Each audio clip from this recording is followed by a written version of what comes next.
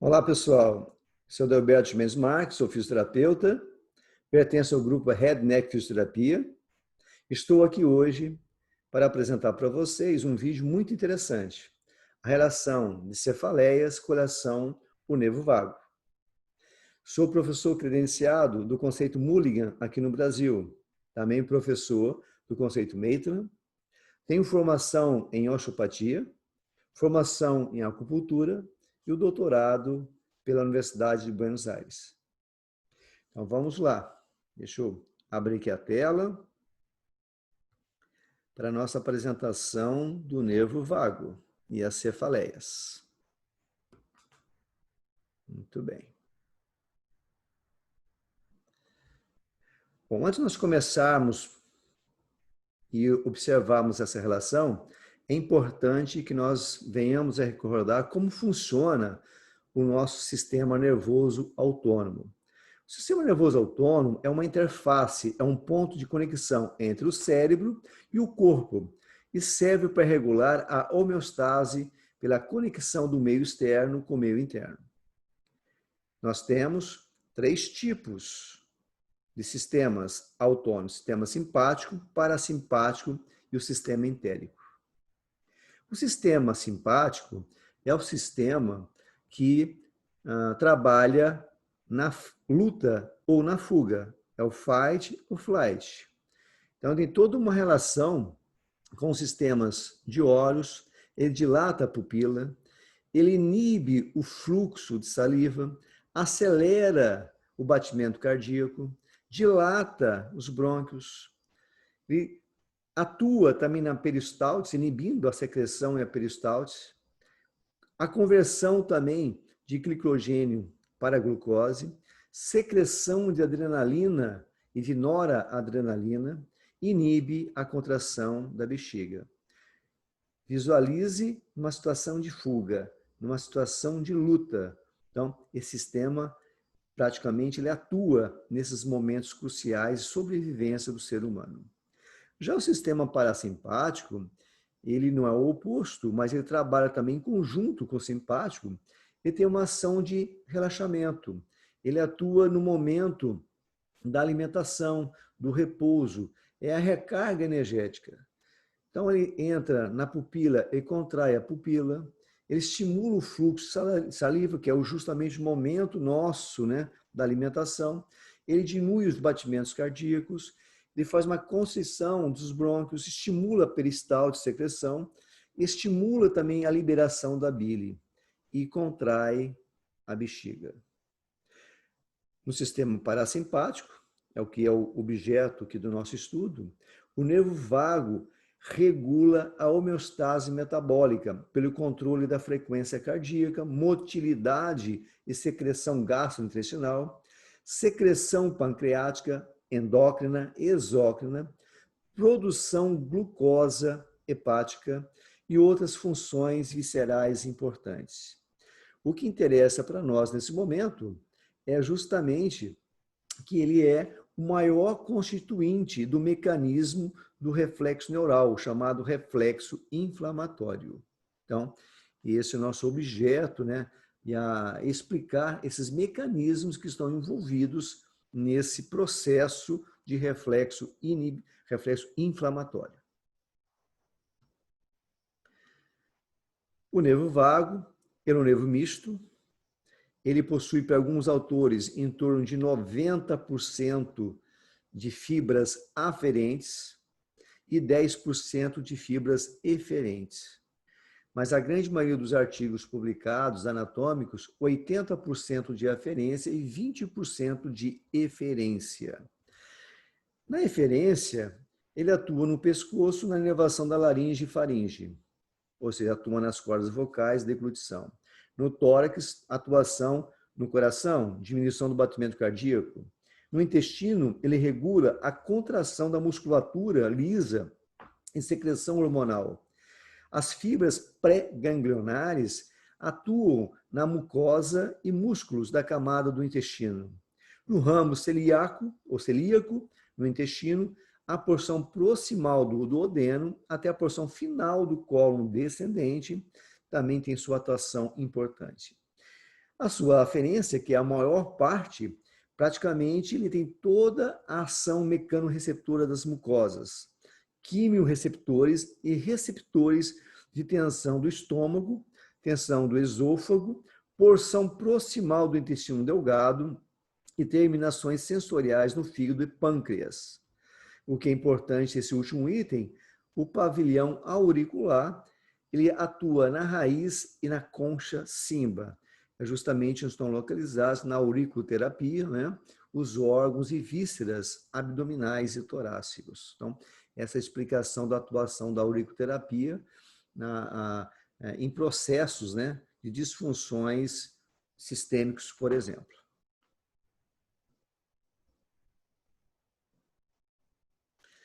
Existem alguns núcleos que são importantes, que fazem toda essa conexão. Ou seja, os núcleos são centros reguladores, são centros que distribuem as informações de aferências e eferências. Basicamente, nós temos 4 núcleos importantes. O núcleo motor dorsal do vago, são fibras praticamente eferentes viscerais parasimpáticas, ou seja, elas emitem informações.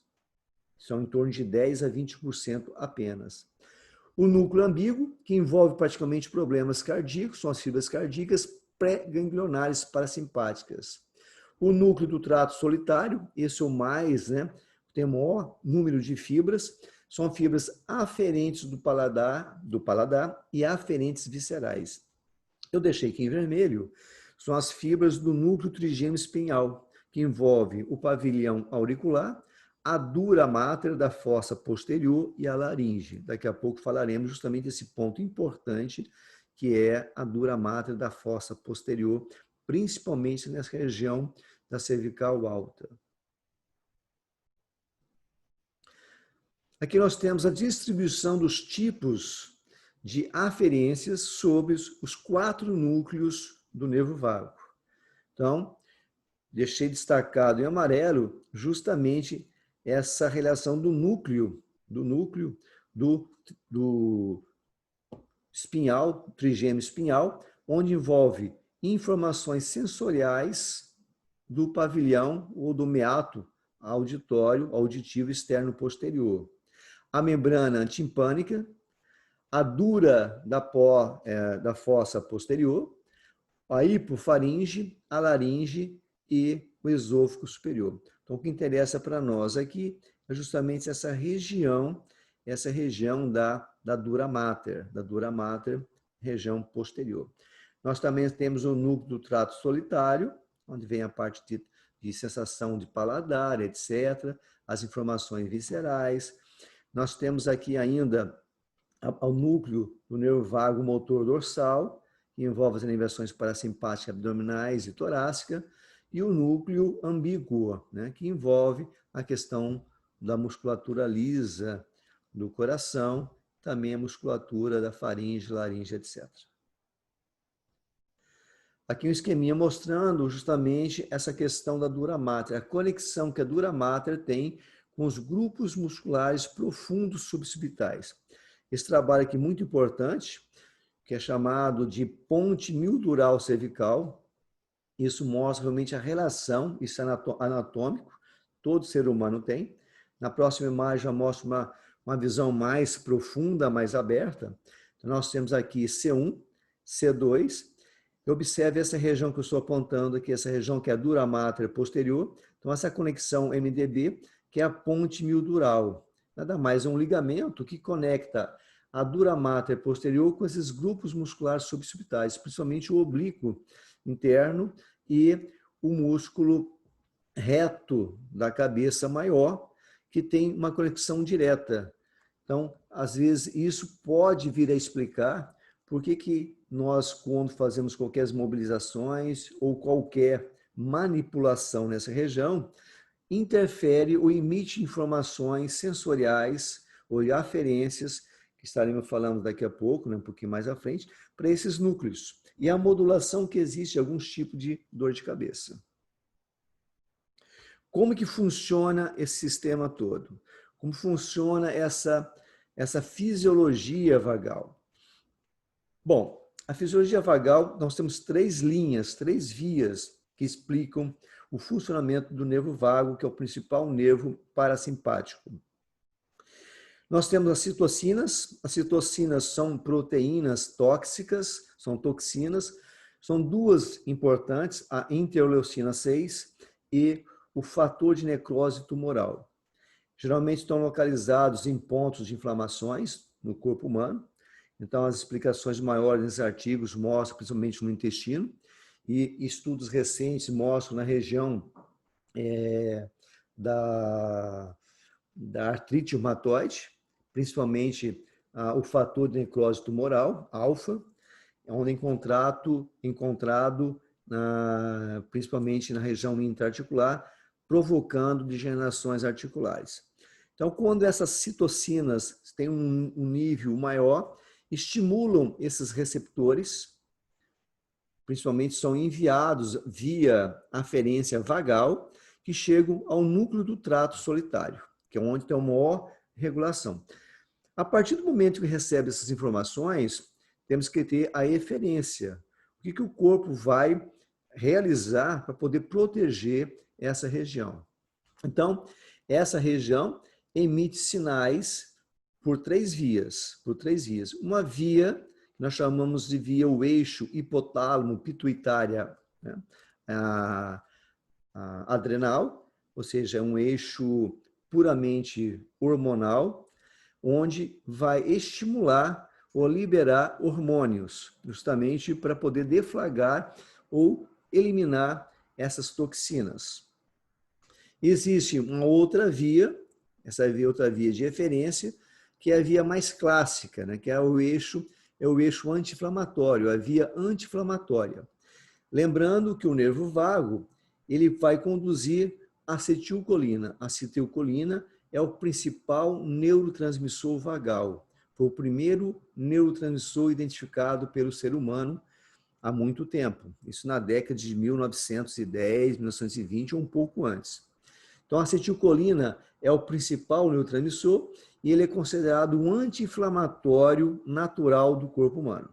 Então, a partir do momento que o nervo vago emite acetilcolina, ele entra ao nível da região que está inflamada, no caso aqui, uma célula macrófaga, e para perceber essa acetilcolina ou qualquer outro neurotransmissor, o nosso corpo, nossas células, possuem uma série de receptores. Então, quando esse receptor identifica a acetilcolina, ele abre um espaço na membrana citoplasmática, deixa entrar esse mediador químico que vai combater justamente quem? O fator de necrose tumoral alfa. Então, esse receptor é chamado receptor acetilcolínico alfa 7. Alfa 7. Então, todas as células, né, essas células, né, brancas, macrófagas, elas possuem vários receptores. Elas vão liberar de acordo com o tipo de receptor, o tipo de neurotransmissor que está sendo recebido. Essa é uma via principal que está acontecendo a todo instante no nosso corpo. Existe uma outra via que foi vista em 2016, esse artigo 2016, tem um ponto de relação, que é essa via aqui pelo gânglio ciliático. Esse gânglio ciliático, ele até esse ponto, a via é parasimpática. A partir dele, ele torna-se via o quê? Simpática. Por quê? Ele vai direto para o baço. O baço é o único órgão, né, que ele não possui uma inervação vagal direta. Então, ele possui uma inervação o quê? Simpática.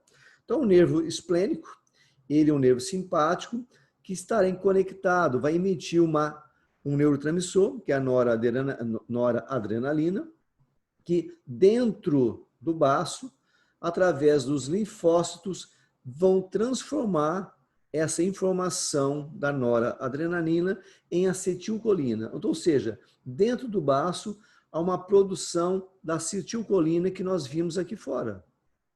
Vão combater o mesmo processo, vão combater a nível de macrófagos, vão combater o fator de necrose tumoral alfa. E assim diminuindo a ação dessa toxina.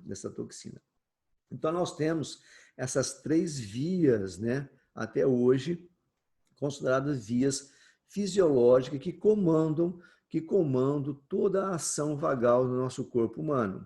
A partir do momento que o corpo identifica uma área de inflamação e toda a área de inflamação, essa via será acionada.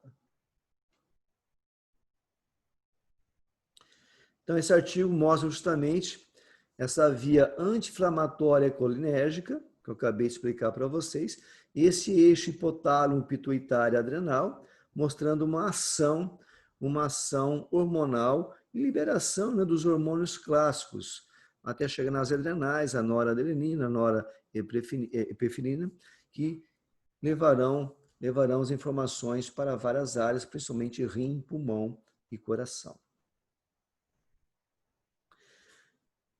Alguns artigos vêm a comprovar, né, cientificamente a ação do nervo vago.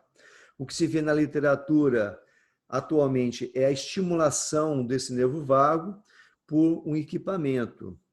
A proposta aqui nossa é pegar essa ideia e passá-la para a terapia manual, conforme vou mostrar para vocês ao final, uma avaliação e um tratamento proposto por nós.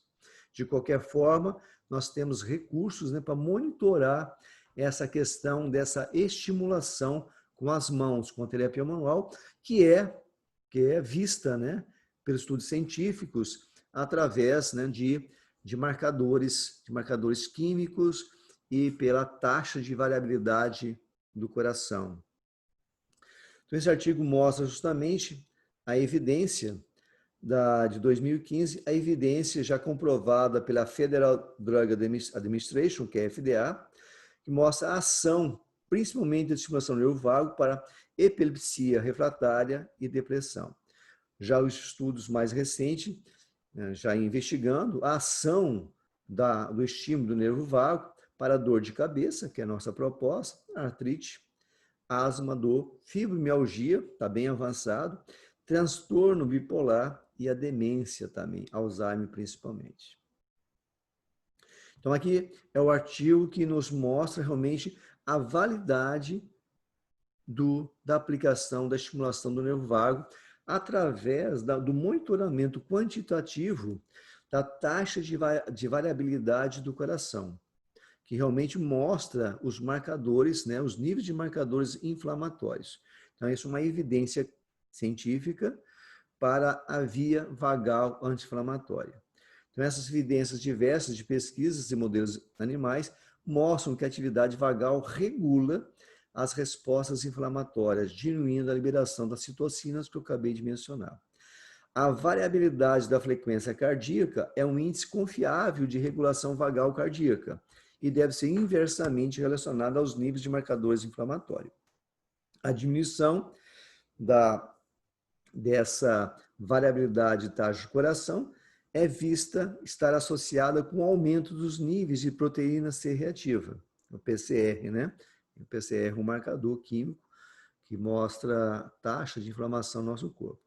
Em um estudo, em 1.601 pessoas jovens saudáveis. Então, nós temos aqui um público, né, um pouco relevante para mostrar realmente a validade desse trabalho da taxa de variabilidade do coração. A estimulação do nervo vago inibe a produção de citocinas e atenua a severidade da doença em artrite reumatoide.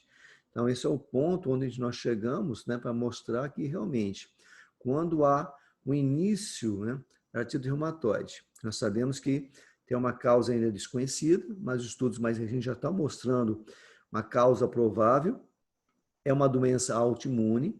Nós sabemos a repercussão da artrite reumatoide no nosso corpo humano, não somente articular, como também sistêmica. E a artrite reumatoide, sendo uma doença autoimune crônica, ela é prevalente e capacitante, que ocorre quando a inflamação danifica as articulações.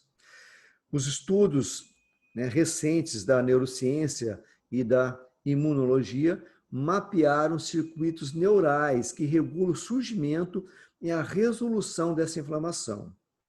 Esse circuito é chamado de reflexo inflamatório e os potenciais de ação transmitidos pelo nervo vago inibem a produção do fator necrose tumoral. uma molécula inflamatória, que eu acabei de mencionar, uma toxina, uma citocina, uma toxina, que é um alvo terapêutico importante na artrite reumatoide. Então, os estudos para estimulação do nervo vago em humanos, para verificar se ocorre inibição do fator necrose tumoral em pacientes com epilepsia, que já está validado pelo FDA, a Federal Drug Administration, foi administrada uma corrente com frequência de 20 Hz. E, por outro lado, os pacientes com artrite reumatoide foi administrada uma corrente de 10 Hz, todos evidenciados com redução do fator necrose tumoral. Então, a frequência aplicada atinge cada tipo de disfunção. Então, enquanto estamos fazendo mobilizações, até a forma que eu vou mostrar para vocês, na frequência da mobilização será importante para estimular o nervo vago, direcioná-lo para o que nós queremos. No caso aqui hoje é para as cefaleias. Esse artigo está muito interessante. Ele fala que nós precisamos, você precisa de um nervo para tratar a dor. Então está aqui os estudos, né, neurobiológicos para a ativação do nervo vago para o controle da dor. Então, o nervo vago controla a dor sistêmica no corpo humano, diminuindo a sua sensibilidade quando está sensível. Então, o aumento de atividades simpáticas e redução da parasimpática ocorre na dor. Isso é fato. A atividade simpática elevada aumenta a tensão muscular e, naturalmente, vai prejudicar a microcirculação local com vasoconstricção. Pode causar uma isquemia dolorosa. Essa vasoconstrição induzida por nocicepção e simpaticamente mantida leva a um fluxo sanguíneo insuficiente para os músculos em atividade, produzindo hipóxia muscular e aumento do estresse oxidativo, que por sua vez pode desencadear a nocicepção muscular. Isso nós já sabemos no nosso dia a dia na prática clínica do paciente. Essa é a fisiologia normal que surge uma dor muscular. Essa inflamação desempenha um papel importante na dor e pode até mesmo induzir a dor por si só, sem danos teciduais. As células imunológicas são encontradas em regiões que envolvem dor em geral, em dor crônica especificamente. Aí inclui pele, medula espinhal, nervos periféricos, que é o nosso foco aqui hoje, e o corno dorsal, a região dorsal da medula. Funcionalmente, as células imunes e gliais participam da dor crônica e dos sinais inflamatórios específicos, tais como a interleucina 6, no caso a 1B e a 6, que eu mencionei anteriormente, e o fator necrose tumoral. Essas células, elas desencadeiam a hiperalgesia. Então, o papel da estimulação do nervo vago e os efeitos antinociceptivos da ativação do nervo vago ou da acetilcolina, que é o principal neurotransmissor do nervo vago. Então, esse é o processo, né, é o mecanismo que ocorre que nós vamos estimular o nervo vago. Esse trabalhinho também interessante, já mais recente, 2020, ele mostra que a estimulação do nervo vago não invasivo, agora sim é onde eu quero chegar, até então, os trabalhos mais anteriores eram invasivos. Então, os médicos, o paciente ia com uma cirurgia, com uma abertura nessa região anterior, próxima aqui à artéria carótida, o nervo vago passa um pouquinho mais profundo, mais profundamente ao lado da carótida, e é implantado como se fosse um marca-passo. Já agora, os artigos mais recentes, os trabalhos mais recentes, estão realizando a estimulação com um aparelhinho não invasivo. Então, justamente para trabalhar a dor de cabeça primária. Esse estudo tem toda uma relação com principalmente enxaquecas e a dor de cabeça em salva, a cluster headaches. Qual é a ligação que nós podemos fazer, pessoal? Já que está sendo feita uma estimulação que é nessa área da cervical, nós podemos entrar muito bem com as mobilizações, porque o monitoramento também, a repercussão da taxa de variabilidade do coração é mudada, é alterada com as nossas mobilizações a nível vagal, com essa técnica proposta que eu estou desenvolvendo. Então, esse gancho, né, desses trabalhos, estamos levando para o nosso trabalho, que é muito importante e muito específico também.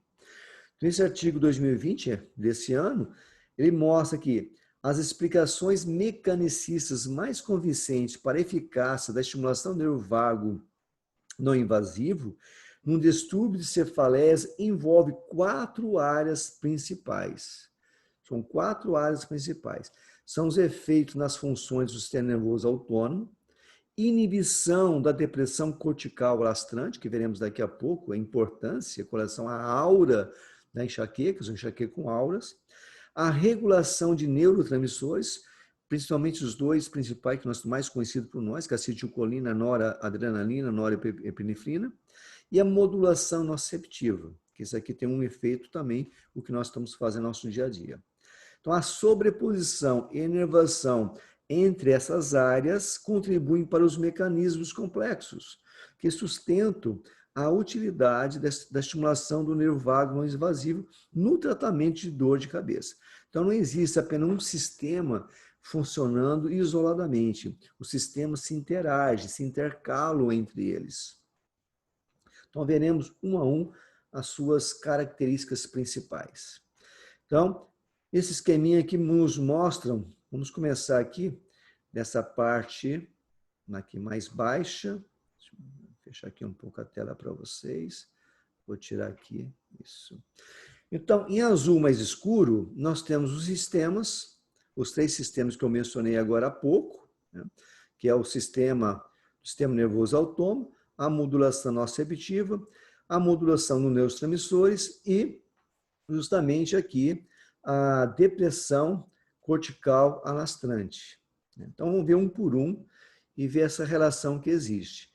Quando se atua nas funções do sistema nervoso autônomo, em azul mais claro, qual mecanismo está envolvido? Existe um mecanismo de disparo ao nível dos neurônios, dos neurônios trigeminais. Então, quando falamos sistema nervoso autônomo, nós falamos, né, que o mecanismo envolvido são os neurônios trigeminais.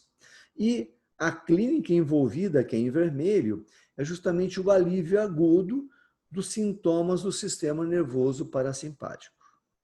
Quando falamos em modulação neurotransmissora, dos neurotransmissores, nós falamos, né, a nível de mecanismo, numa modulação da curto e longo prazo dos neurotransmissores sistêmicos. Aí envolve o que eu comentei, acetilcolina e noradrenalina, que vão influenciar na clínica, diminuindo, ou seja, repercutindo nos ataques, diminuindo a sua frequência.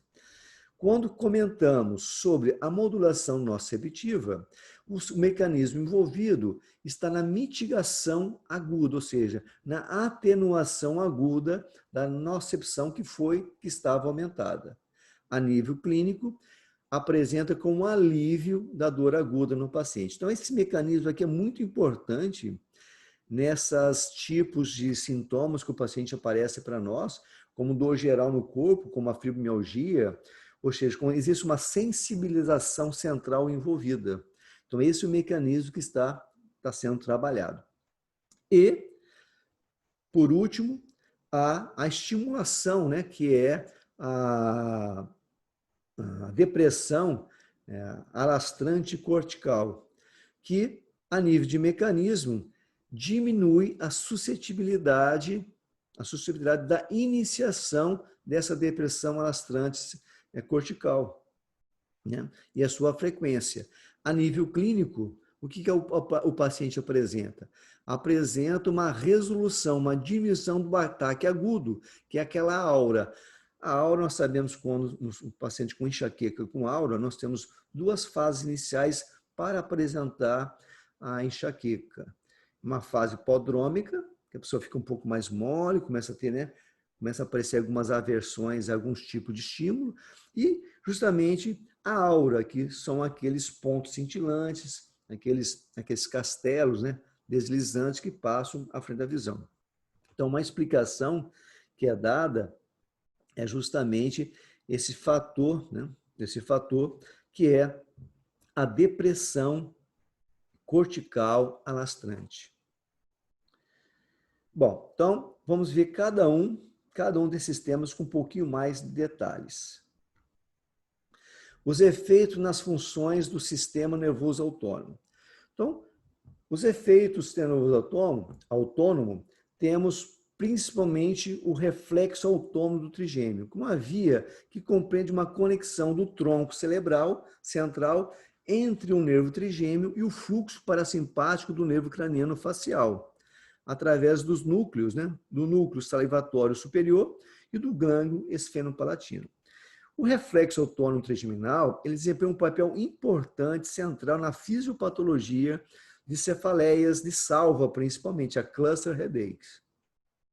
Alguns estudos em animais e humanos mostram que as conexões diretas e indiretas entre os sistemas do sistema nervoso trigêmeo e vagal no tronco cefálico estão envolvidos nessa via de dor de cabeça, que a estimulação do nervo vago não invasivo pode inibir esse disparo desses neurônios trigêmeos cervicais por meio dessas conexões. Alguns estudos, resultado de um estudo em ressonância magnética estrutural, mostram que o sistema trigêmeo e vagal em humanos se interconectam anatomicamente. Há uma existência de um complexo trigêmeo cervical, que é vista como base para as conexões entre o sistema trigêmeo e vago. Alguns achados recentes de ressonância magnética funcional em humanos sugerem que a estimulação do nervo vago não invasivo pode modular o reflexo autônomo trigeminal por meio de uma rede complexa que inclui o hipotálamo, o núcleo trigêmeo espinhal, o núcleo pontíneo esquerdo e o giro para-hipocampal. Então, já temos também outros trabalhos, mostrando o núcleo trigêmeo espinhal, onde justamente recebe informações lá da cervical alta, C1, C2 e 3 principalmente. Vamos ver aqui o próximo. Isso. O outro ponto importante é a inibição da depressão cortical alastrante. Então, acredita-se que a depressão cortical alastrante seja um dos principais mecanismos eletrofisiológicos subjacente à aura da enxaqueca. Então, aqueles pontinhos cintilantes, zigue-zague, os castelos que deslizam à nossa frente. Em animais, a inibição, quer dizer, a estimulação do nervo vago inibe essa sensibilidade à depressão cortical alastrante, com uma magnitude semelhante, como se fossem medicamentos profiláticos para enxaqueca. Por exemplo, eles dão alguns exemplos de medicamento, como o topirimato, valproato, propional e a mitoprilina. Em outros estudos com rato, a supressão bilateral da depressão cortical alastrante desenvolveu-se em 30 minutos após a estimulação do nervo vago lateral. Em estudos adicionais, animais demonstram que o efeito da estimulação do nervo vago não invasivo pode durar de 9 a 24 horas. Isso é muito importante, porque há uma supressão de medicamentos. Ao invés de o paciente fazer medicamento, ele faz esse estímulo.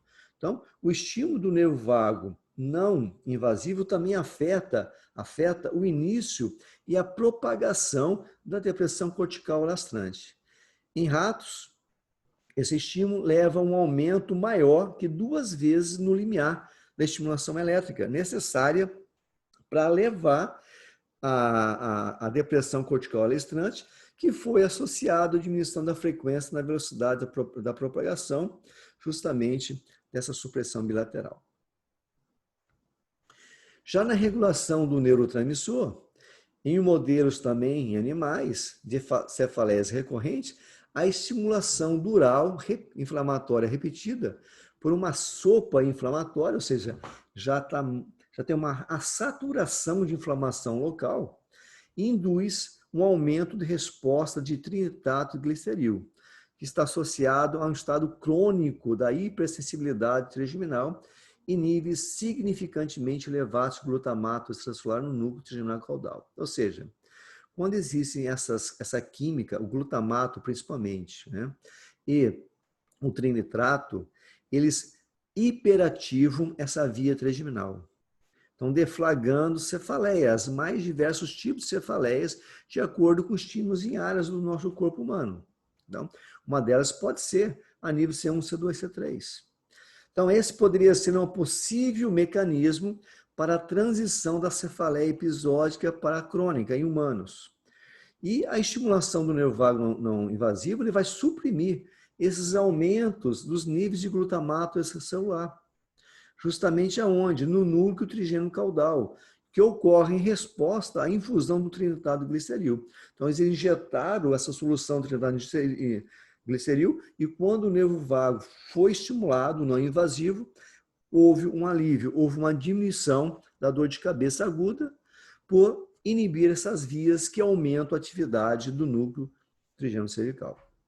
Então, isso sugere que a estimulação do nervo vago não invasivo pode aliviar a dor de cabeças agudas ao inibir essas vias de dor que aumentam a inibição no núcleo trigêmeo caudal. Os resultados de estudos de modelos de roedores recentes também sugerem a inibição da nocicepção trigeminal pela estimulação do nervo vago não invasivo, que pode ser mediada em parte pela ativação dos receptores serotoninérgicos e neurônios inibitórios no núcleo trigêmeo cervical espinhal, levando assim à liberação do ácido gama-aminobutírico, que é o GABA, né? E a ativação de receptores GABA. Junto, o glutamato e o GABA constituem os dois principais sistemas de aminoácidos no cérebro. E uma alteração desses sistemas tem sido visto, né, na patogênese da enxaqueca. Então, já está sendo visto, já mudou o modelo vascular para o modelo químico.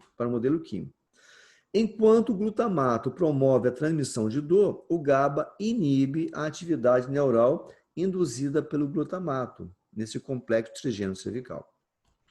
A hipersensibilidade nociceptiva periférica, por exemplo, liberação aumentada de peptídeo, relacionado ao gene de calcitonina e glutamato, junto com ativação microglial e perda do controle inibitório local da GABA, provavelmente contribuem para o processo de sensibilização da dor. A capacidade da estimulação do nervo vago não invasivo, para inibir a liberação de glutamato, suprimir a atividade microgliar e aumentar a liberação de GABA, fornece uma justificativa mecanicista que pode contribuir, restaurar fundamentalmente qualquer disfunção no sistema trigeminal. Então, em ratos, a estimulação do nervo vago induz a liberação de norepinefrina e serotonina no locus coeruleus e no núcleo dorsal da RAF, respectivamente. A norepinefrina e a serotonina têm sido associadas à fisiopatologia da enxaqueca. Então, vocês observem que a estimulação do nervo vago vai trabalhar justamente na redução dessa química, né, que promove, que leva à excitabilidade da linha trigeminal, que está envolvido praticamente em todos esses processos das dores primárias e secundárias. A modulação nociceptiva, que a gente faz praticamente todo dia com mobilizações, manipulações, a ativação nociceptiva de neurônios trigêmeos cervicais é implicado na mediação da enxaqueca e da dor de cabeça em salvas. Então, o nervo vago, estimulação do nervo vago não invasivo, inibiu essas respostas nocifensivas, ou seja, as respostas à dor ou desconforto. A estimulação mecânica de neurônios trigeminais, ou trigêmeos, sensibilizado, levou uma diminuição da expressão de proteína associada à sensibilização periférica central. Então, aí entra a explicação pela qual nós modulamos a sensibilização central e periférica com a modulação do nervo vago. Em ratos, a dor de cabeça tipo enxaqueca intracraniana dural aguda e a tipo cluster, que é a trigeminal autonômica, a estimulação do nervo vago inibe ou suprime a ativação nociceptiva aguda dos neurônios trigêmeos cervicais. Então, a estimulação do nervo vago, pessoal, também inibe o disparo tônico desses neurônios trigêmeos cervicais, além de atuar na resposta evocada, o que pode ser relevante para a preservação da enxaqueca e da cefaleia em salva. Aí também já coloca um ponto, né? das cefaleias cervicogênicas, porque a via é a mesma, são os neurônios que estão vindo justamente ali de C1, C2, C3. Esse artigo está interessante, com uma revisão sistemática que mostra a estimulação do nervo vago, também não invasivo, para as dores de cabeças, no caso primárias, a migraines ou enxaquecas, as cluster headaches. Então, uma função importante do nervo vago é a transmissão ou a mediação de informações sensoriais de todo o corpo para o cérebro. A transmissão nociceptiva é provavelmente modulada através da ativação de aferências do nervo vago, que vão para o núcleo do trato solitário, e áreas pós-trema e o núcleo do trigêmeo cervical, ou espinhal, no tronco cefálico. E isso espalha para estruturas superiores, incluindo o lógus coeruleus, o cinza, ou a substância cinza periaquedutal, a ráfio max, o tálamo e o hipotálamo. O mecanismo de ação da estimulação do nervo vago no tratamento de cefaleia é amplamente elusivo e provavelmente multifatorial. Em modelos animais, a estimulação do nervo vago invasivo, que é aquela aplicação que eu comentei inicialmente, né, com a cirurgia, é capaz de modular o disparo de neurônios do núcleo caudal do trigêmeo em resposta à estimulação da dura mater. Nova estimulação do nervo vago não invasiva do ramo cervical, do pescoço e do ramo auricular na concha do ouvido externo foi desenvolvido. Isso é um ponto básico importante que nos interessa com os tratamentos de auriculoterapia, com agulha ou com semente, e também com as nossas mobilizações na região cervical alta. Então, a cervical, a estimulação do nervo vago cervical é um método eficaz e seguro para o alívio da dor aguda da enxaqueca e na cefaleia em salvas. Então, a estimulação não invasiva pode ser uma técnica alternativa para pacientes que não desejam tomar os medicamentos. No entanto, devido ao pequeno tamanho dessa amostragem, estudos maiores são necessários para verificar a eficácia desse trabalho. E para finalizar, essa parte de artigo científico, esse último, né, de 2019, mostra justamente o papel único do reflexo autonômico cervical e sua modulação nas alterações das dores de cabeças primárias. Então, como já comentei anteriormente, o reflexo autonômico trigeminal, em ciência, é um reflexo fisiológico com função protetora. Todo mundo tem isso. Então, ele protege algo. O que ele protege? Qualquer irritação na entrada do trigêmeo pela pele facial. Então, aqui nós temos aqui inervação oftálmica, inervação maxilar e inervação mandibular. São os três pares do nervo trigêmeo. Especificamente do olho, do lábio superior, da asa do nariz, inicia um processo parasimpático, como lacrimação, miose, aumento do fluxo sanguíneo facial na respectiva área, bem como a sudorese facial. Esse mecanismo ele vem a proteger os olhos e áreas sensíveis da pele facial. Também está envolvido em estruturas intracranianas, como as meninges. Isso é um ponto importante, justamente porque envolve a cluster headaches. A ativação do reflexo autonômico trigeminal demonstra desempenhar um papel em doenças específicas de cefaleia primária, como enxaqueca e cefaleia em salva. A ativação do reflexo autônomo trigeminal é mediada pela estimulação das terminações do nervo trigêmeos, localizados na pele facial, mucosa ou vasos sanguíneos cranianos. A informação desses estímulos é encaminhada por meio de aferências do nervo trigêmeos para o complexo trigêmeo cervical. Isso é importante, localizado no tronco cefálico. Então, o complexo trigêmeo cervical compreende os neurônios trigeminais cervicais, espinhais, olha que interessante, originários do tronco cefálico inferior, bem como C1, C2. Então, qualquer estímulo, pessoal, nociceptivo do trigêmeo, né, vai resultar numa reação parasimpática, protetora, e a gravidade de dor se correlaciona com a intensidade dos estímulos autonômicos.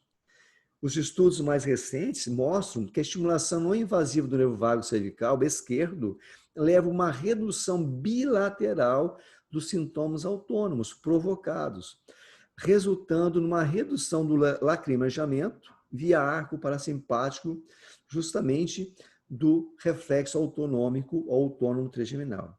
Esse achado é interessante, é importante, pois vai indicar que a estimulação do nervo vago cervical esquerdo induz efeitos bilaterais. Consequentemente, surge a questão: quais estruturas podem estar responsáveis pela modulação bilateral do reflexo autonômico trigeminal? Uma possível via poderia ser envolver o núcleo do trato solitário, isso que recebe maior número de aferências. O núcleo do trato solitário mostra ser inervado bilateralmente pelo nervo vago cervical esquerdo. E o próprio núcleo do trato solitário tem uma função importante nos processos autonômicos.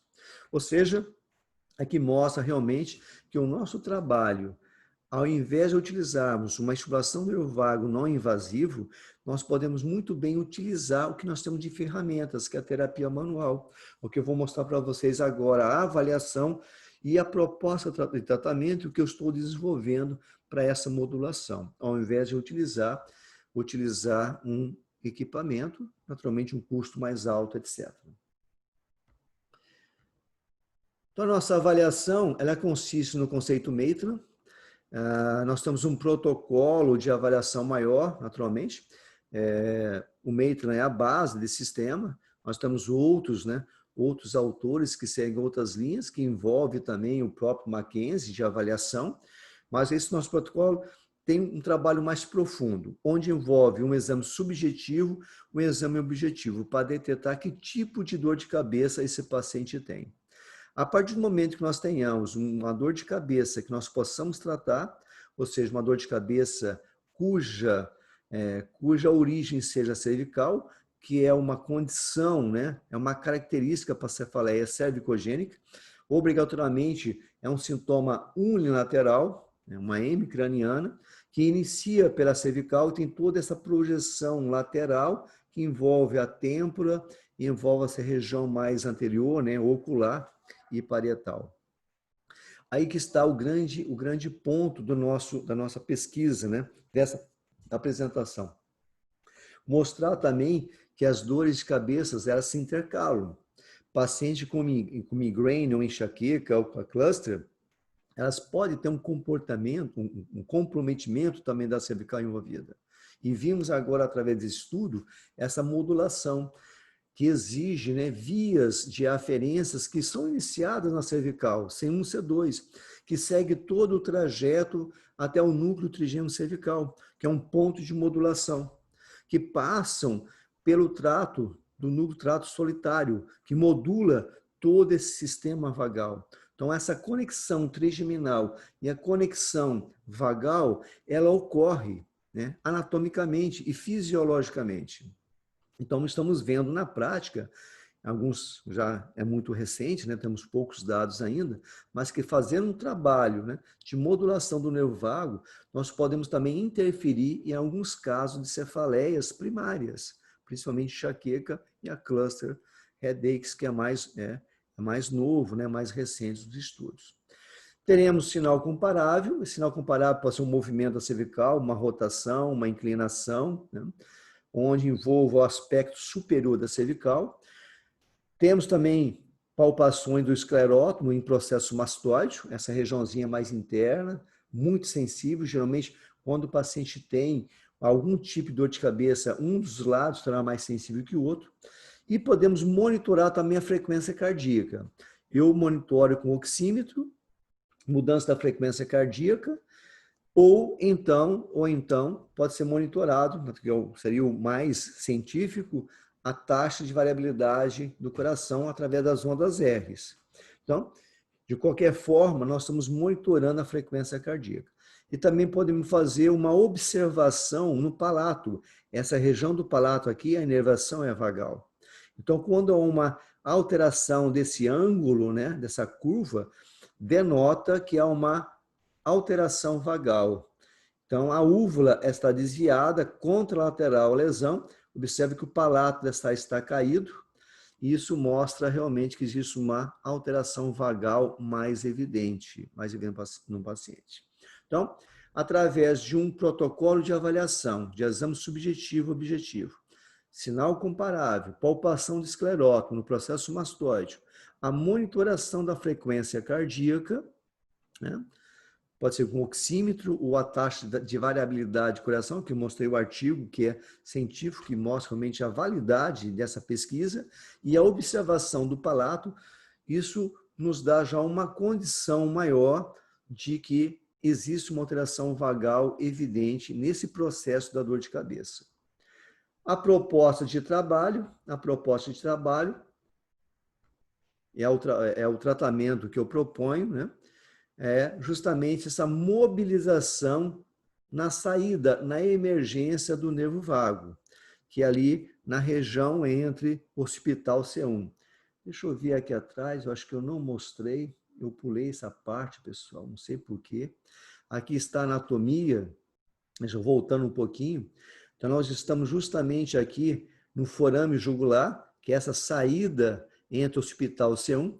No forame jugular tem a emergência do 10º par craniano, que é o vago, o 11º que inerva, que é o nervo acessório, que inerva justamente trapézio, fibras superiores e recon, e o 12º par, que é o nervo par craniano, que é o nervo hipoglosso. E de quebra, o 9º par, que é o nervo glossofaríngeo, ele acompanha, faz uma anastomose com o nervo vago, ou seja, de quebra também trabalhamos essa parte do glossofaríngeo. Então, essa é a região que nós vamos trabalhar, que vamos modular essa ação vagal. Voltando lá para a técnica. Voltando para a técnica, nós temos aqui a nossa posição, o paciente estará sentado, a gravidade já atuando ali na região dos receptores articulares que existem, receptores musculares. As nossas mãos, essa região hipotenar e tenar, está no aspecto interno do processo mastoide. O nosso cotovelo bem baixo, o nosso antebraço praticamente na vertical. Nós vamos fazer uma pequena traçãozinha em hospital C1, mantemos essa tração e nós iremos realizar mobilizações oscilatórias. Mobilizações oscilatórias, esse movimento que nós fazemos no paciente. Essa mobilização, que eu tenho visto na prática, quanto mais suave e mais lento, nós temos uma resposta mais eficiente. De qualquer forma, o paciente está sintomático, está com uma dor de cabeça, não importa se é enxaqueca, não importa se é o proposta que tem na cefaleia cervicogênica, que é secundária, nós vamos modulando a resposta sintomática dessa dor de cabeça, buscando através do paciente, ele nos dizendo se o sintoma, a dor de cabeça, está aumentando ou diminuindo. Conforme ele vai nos informando se está diminuindo, nós vamos mobilizando até que o sintoma diminui drasticamente. Chega um ponto que a mobilização já não tem mais efeito, aí nós paramos e aguardamos alguns segundos para observar realmente a resposta do nosso trabalho no paciente. Geralmente realizamos de 2 a 3 vezes no máximo, e o tempo também não existe um tempo. Às vezes pode ser 1 minuto, 2 minutos, mobilizando de uma forma bem suave e bem sutil. Então, esse é o trabalho, né, que uma das propostas, né, aplicada para o nervo vago. Naturalmente, o grupo Head Neck Fisioterapia, nós temos o protocolo de tratamento, onde envolve outros tratamentos, né, mais complexos, né, mas o objetivo desse vídeo é mostrar realmente o que nós podemos fazer a nível de nervo vago, justamente entre o hospital e C1. Bom, era isso que eu queria falar. Assim, eu ainda faço algum tratamento no paciente, com uma reeducação respiratória, através da respiração nesse paciente, também é visto em alguns artigos a influência do diafragma, né?